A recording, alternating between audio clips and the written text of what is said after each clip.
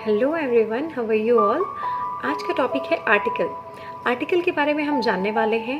न केवल आपको हम इसको डिफाइन करवाने वाले हैं, मतलब इसको, बट इसको एक समरी की तरह भी, क्योंकि जो समरी की तरह जब कोई चीज़ें आप सुन लेते हैं तो वो लाइफ टाइम आपके पास दिमाग में छप जाता है।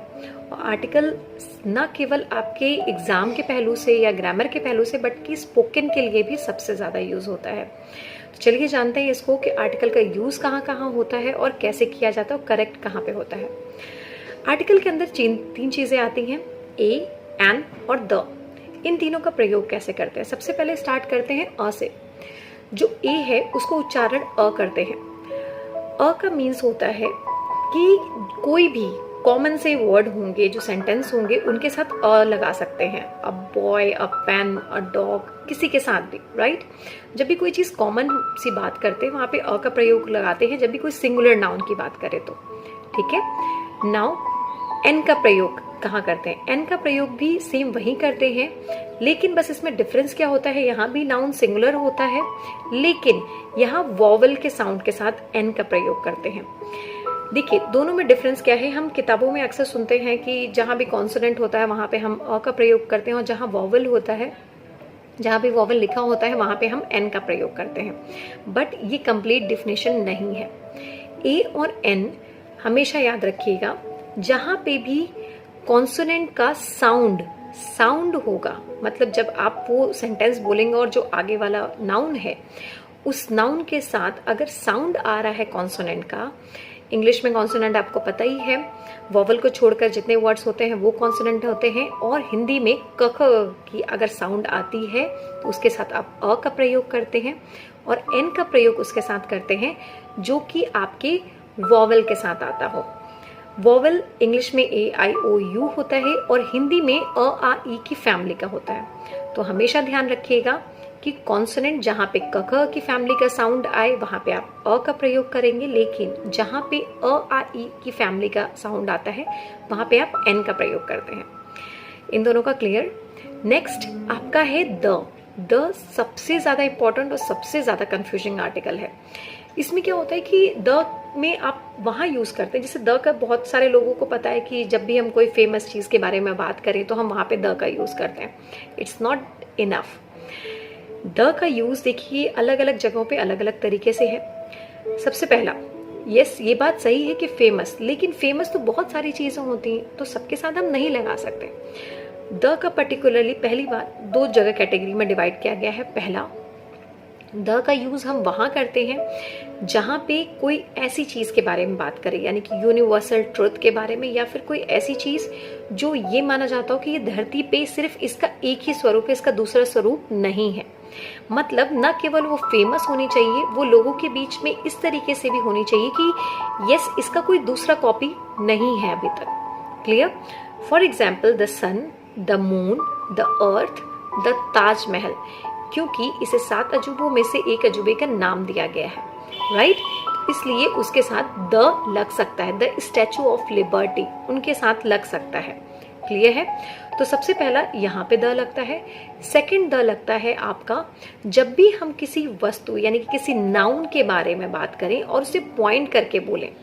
जब भी हम किसी बात को किसी सेंटेंस में किसी चीज को पॉइंट करके बोलते हैं तो वहां पे हम द का यूज करते हैं। होप सो ये दोनों का दोनों आपको जो है, जो मैंने डिफरेंस बताया इन तीनों के बारे में, वो आपको याद रहेगा। चलिए अब स्टार्ट करते हैं इसके डिफिनेशन के। आर्टिकल्स को दो पार्ट में डिवाइड किया गया है। पहला होता है इनडेफिनिट आर्टिकल और दूसरा होता है definite article. Indefinite article means the things और a person which are not sure, not particular, not certain और नॉट स्पेसिफाइड। उसके अंदर आता है ए और एन। अगर हिंदी में बात करें तो निश्चित वस्तु, व्यक्ति या स्थान की तरह संकेत नहीं करता है, उनके साथ हम ए और एन का प्रयोग करते हैं। नेक्स्ट वन होता है डेफिनेट आर्टिकल। डेफिनेट आर्टिकल क्या होता है कि द थिंग्स और a person which are certain and specific और पर्टिकुलर। इसको हिंदी में अगर बोले तो किसी निश्चित वस्तु, व्यक्ति या स्थान की तरह संकेत करता है। Let's start with using a.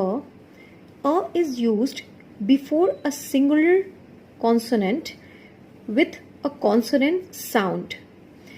Consonant letter in English alphabet are B, C, D, F, G, H, J, K, L, M, N, P, Q, R, S, T, V, W, X, Y, and Z.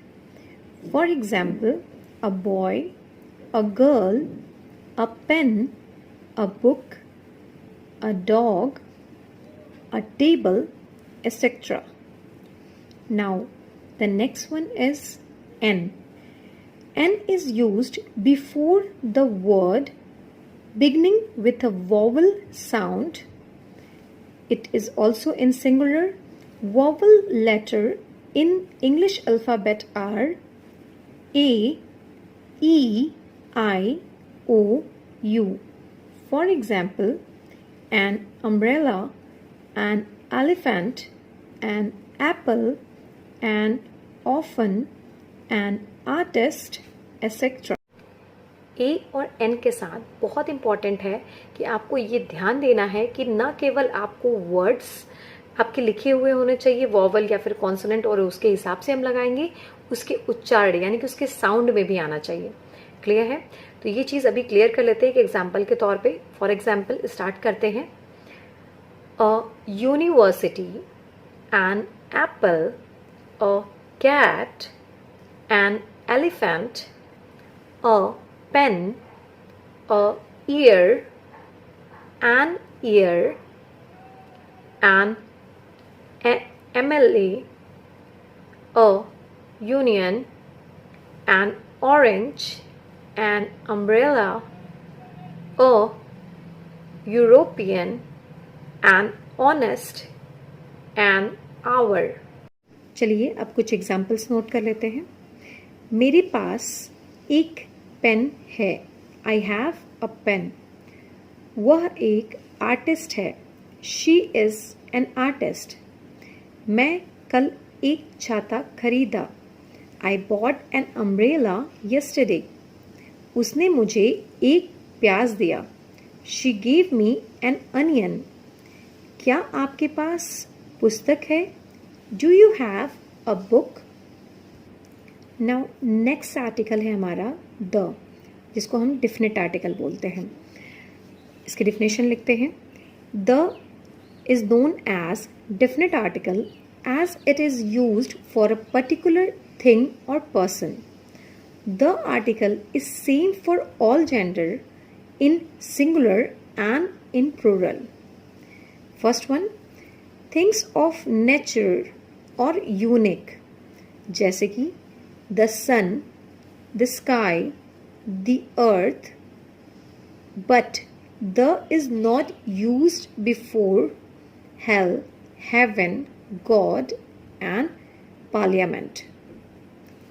The is also used with a historical event, for example, the Battle of Panipat.